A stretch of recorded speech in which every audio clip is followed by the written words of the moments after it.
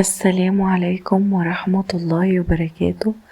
أنا نهى وده بودكاست بداية جديدة لكل بنت بتسمعني.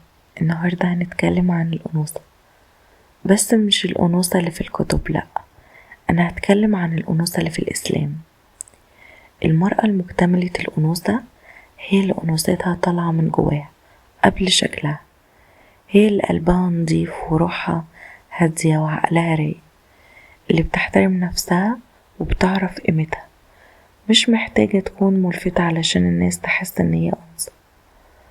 أنوثتها في كلامها الهادي، طريقتها الرايقة، مشيتها المتزنة، ونظرة عينيها اللي فيها حياء وثقة في نفس الوقت.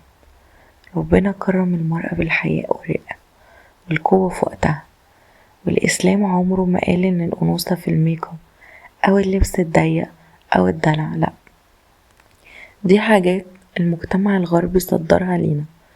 الأنوثة الحقيقية في الإسلام هي الطهارة والنقاء والحياء وحسن الخلق، إنك تكوني ثابتة على قيمك حتى لو الدنيا كلها ماشية بالعكس، إنك تحافظي على نفسك وتصوني قلبك وتكوني محترمة في كلامك ولبسك ومشيتك.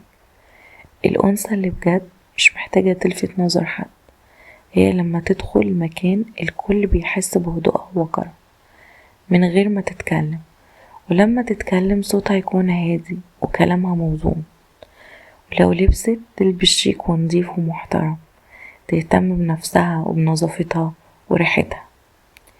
الأنوثة روح، واللي روحها جميلة وعقلها نضيف دايما هي اللي بتكون أنوثتها عالية. خليكي دايما عارفة ان ربنا مكرمك قبل اي حد، وان أنوثتك الحقيقية هي اللي ربنا خلقها فيكي. أنا نهى وده كان بودكاست بداية جديدة. متنسيش تشتركي في القناة علشان يوصلك مني كل جديد.